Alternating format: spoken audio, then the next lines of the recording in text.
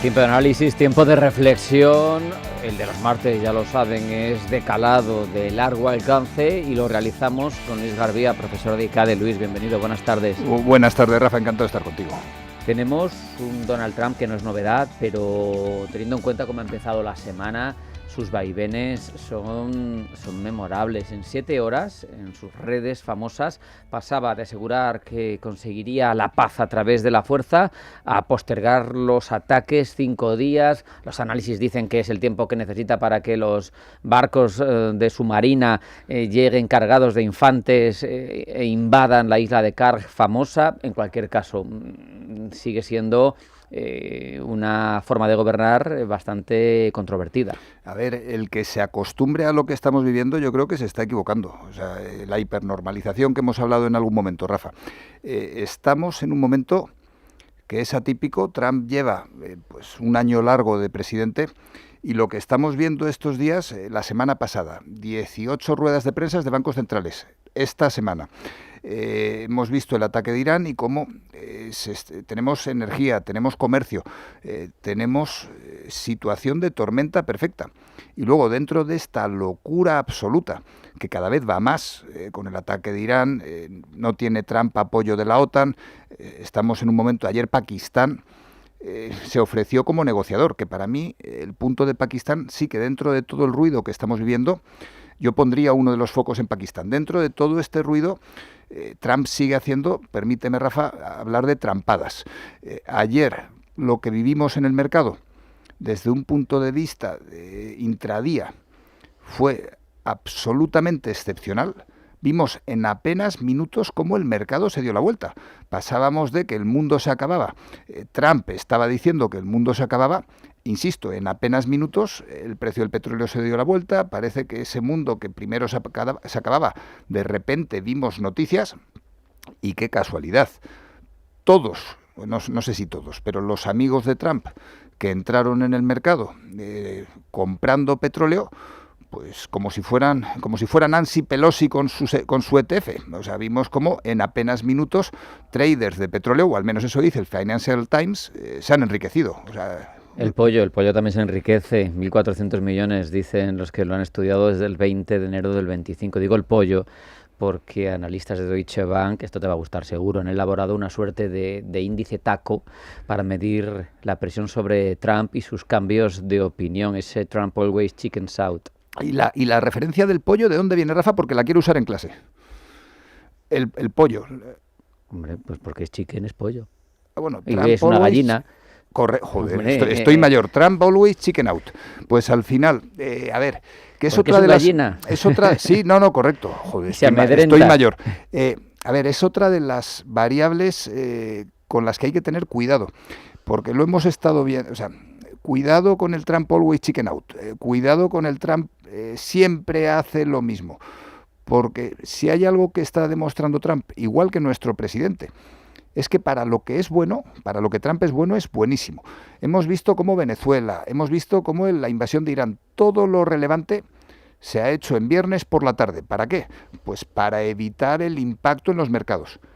Qué casualidad que ayer el anuncio que dio Trump fue en prime time. Por lo tanto, si Trump nos acostumbra a algo, probablemente sea para que nosotros, con nuestro hábito, nos acostumbremos, y cuando estemos despistados nos da el guantazo. O sea, cuidado con lo de los hábitos y las costumbres y Trump. Todo esto a mí por lo menos me sitúa, me aterriza de una manera tremenda en una cuestión que quizá el experto en energía lo tenga superado. Tú has trabajado en energía, y eres ingeniero, entre otras cosas, así que te puedo considerar dentro de esa parte, pero en un mundo en el que lo nuclear sigue teniendo un peso, en el que la descarbonización es un elemento fundamental, que todos avanzamos teóricamente hacia ella, pasa algo en los combustibles fósiles y el mundo se desmorona. Sufre, pero no sufre solo por los coches que se mueven con gasolina o con gasóleo, sufre porque hay gran cantidad de procesos en toda nuestra sociedad que siguen dependiendo de esos hidrocarburos. Correcto. Pero procesos muchas veces insospechados. Representan, lo decía ayer el presidente de Repsol, Brufau, en una en un evento que por mucho afán de descarbonización que tenemos sobre la mesa, el 80% de la energía primaria del planeta sigue siendo fósil. Sí, a ver, es también trampismo, o sea, lo de simplificar la realidad.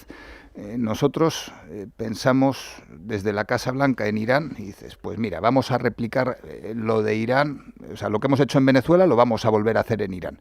Y no entramos en la realidad compleja de diferentes etnias que tenemos, al final la miseria que hay. O sea, porque tú descartas que lo de Venezuela es un paso previo simplemente para estrangular cada vez más a China, porque China en el fondo es el verdaderamente interesado en el suministro de ese petróleo que venía de Maduro y que venía de los ayatolás. Lo descarto y creo que lo que estamos viendo es un baile absolutamente planificado y orquestado. Y lo de Pakistán... Porque al final también sería orquestado, pero con un objetivo ulterior. No, pero bailan absolutamente acompasados China y Estados Unidos.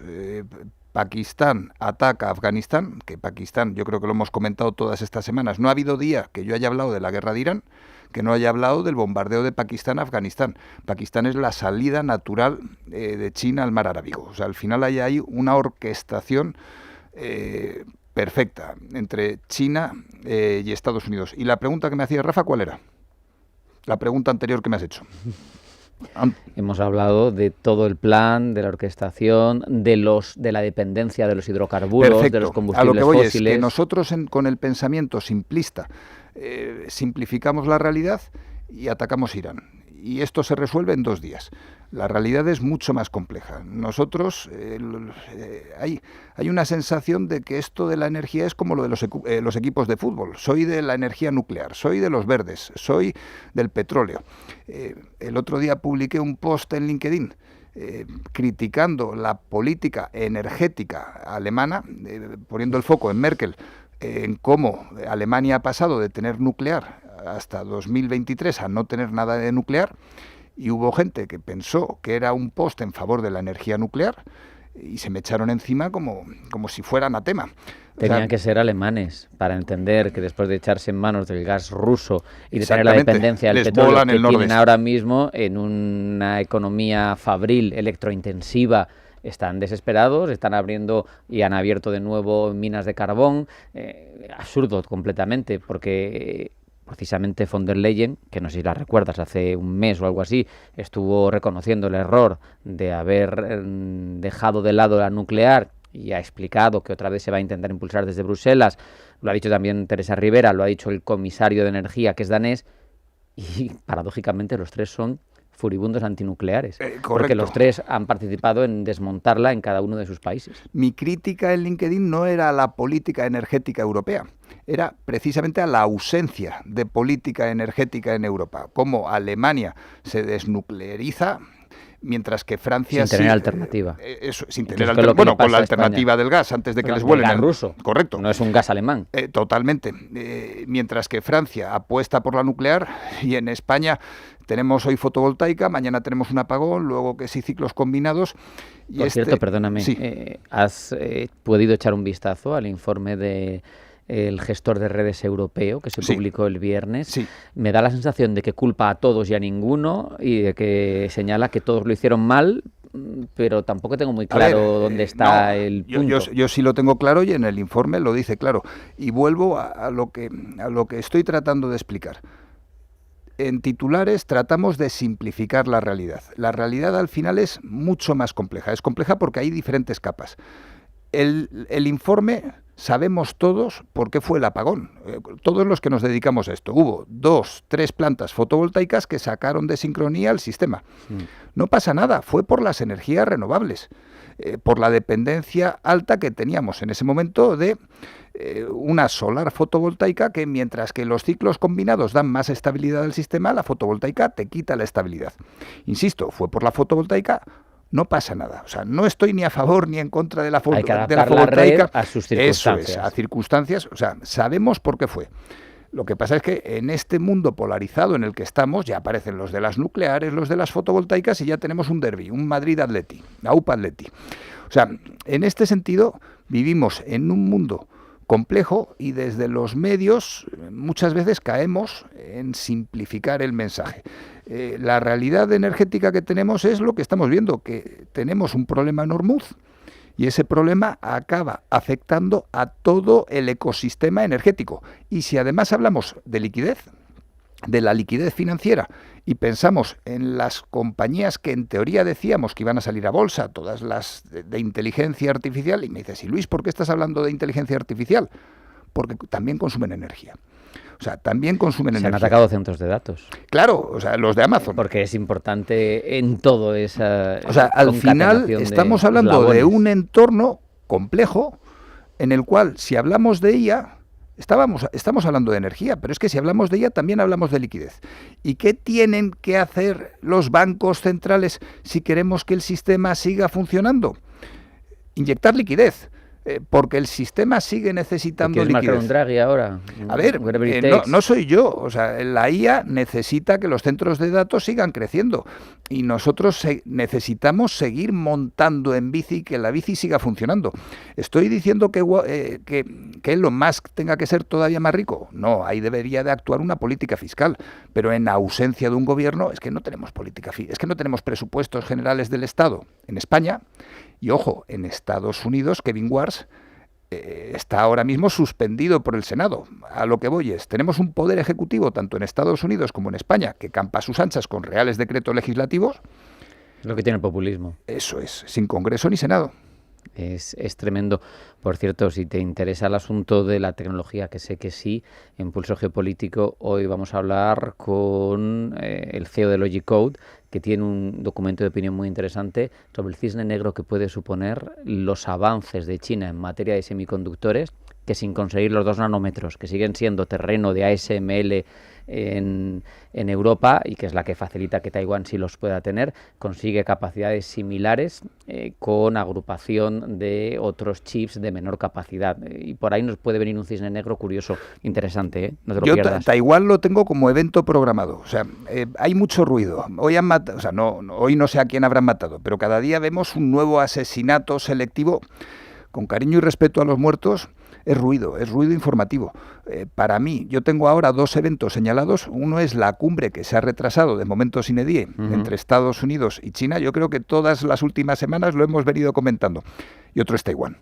Otro de los grandes eventos que además el discurso chino sobre Taiwán, como el discurso de los banqueros centrales, sigue estando todo igual, pero el discurso ha cambiado de forma radical.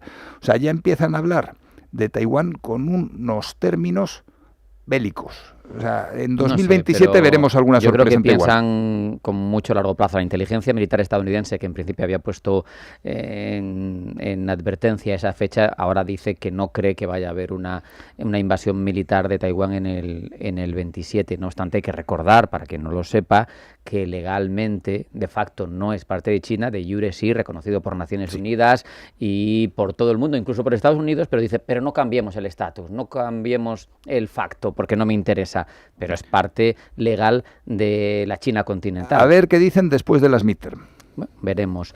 En cualquier caso, vamos enfilando el último tramo y no quiero dejar de hablar de los acuerdos comerciales, que son otro asunto que a ti te interesa especialmente. Unión Europea, Australia han conseguido firmar otro acuerdo más de libre comercio, lo han anunciado esta madrugada Albanese por parte de Australia en Canberra, y la propia presidenta de la Comisión, Ursula von der Leyen, la escuchábamos sacar pecho, enorgullecerse, porque dice que se ha incorporado por parte de la Unión en los últimos tiempos un mercado amplio de 2.000 y pico millones de personas.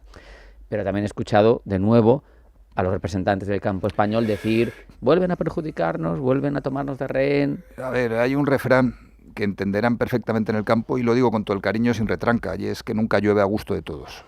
O sea, frente a la política comercial estadounidense, que es una política comercial desde un punto de vista económico sin sentido, de confrontación y de poner barreras, o sea, no puedes comunicarte insultando, o sea, no puedes comerciar agrediendo al otro. Pues frente a esa política comercial, Ursula von der Leyen, para mí está recorriendo el camino que Europa debería de haber recorrido hace años, y es tender puentes comerciales.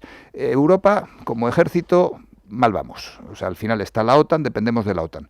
Pero como unidad comercial, yo creo que somos el mercado único, en términos económicos, el más grande del mundo. Porque puede haber en número mercados más grandes, pero con una riqueza cultural, con una apertura al mundo.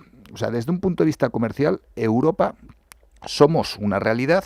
Y yo creo que el camino que estamos recorriendo, acuérdate de la madre de todos los acuerdos que llamó Ursula von der Leyen al acuerdo con Modi, ahora estamos viendo Australia, Mercosur también, es una forma de decirle a Trump no. Por cierto, esto no sé si lo conocías, hoy he leído y no lo sabía, que Trump ha tenido que suspender durante 60 días una ley centenaria, la ley Jones, que exige desde comienzos del siglo XX que todas las mercancías enviadas entre puertos estadounidenses se haga con embarcaciones estadounidenses. Y tenemos tal complejidad en la logística internacional ahora mismo, claro, que no le convenía.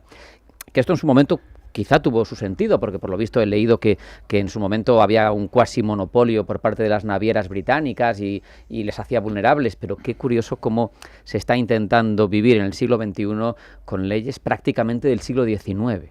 No lo conocía, pero es que encaja perfectamente con el pollo del que hablábamos antes, con esta fragmentación, con esta tortura a la que está sometiendo Trump al mundo.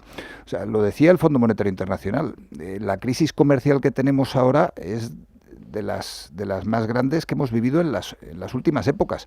Pero si además miramos la crisis de liquidez que ha vivido el capital privado estadounidense, tanto private equity, o sea, la huida de capitales que hemos visto ahí.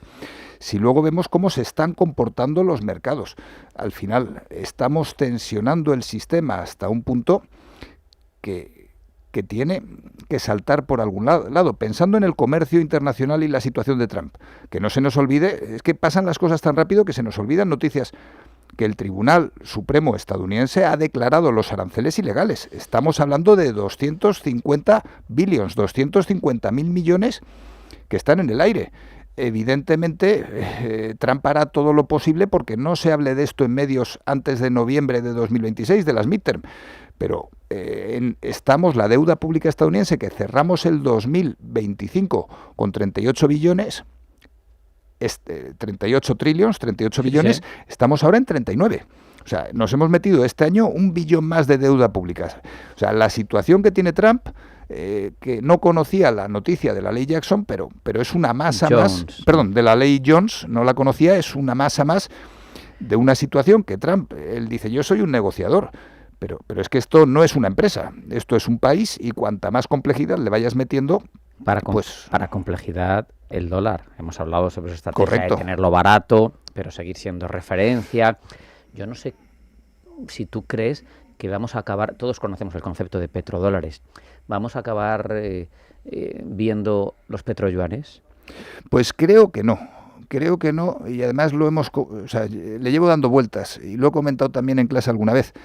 Si China es el dueño del casino, que hoy por hoy, pues mira lo de Pakistán, o sea, mientras que Rusia está con Ucrania por la salida al mar, China con Pakistán lo tiene ahí ordenado, tiene que bombardear a los talibanes y los bombardean y no pasa nada. Si eres el dueño del casino, que China de facto es el dueño del casino, ¿qué más te da que las fichas con las que se juegue en el casino sean dólares? Yo en este sentido tengo la sensación... Pues la reserva de valor, ¿no? Pero...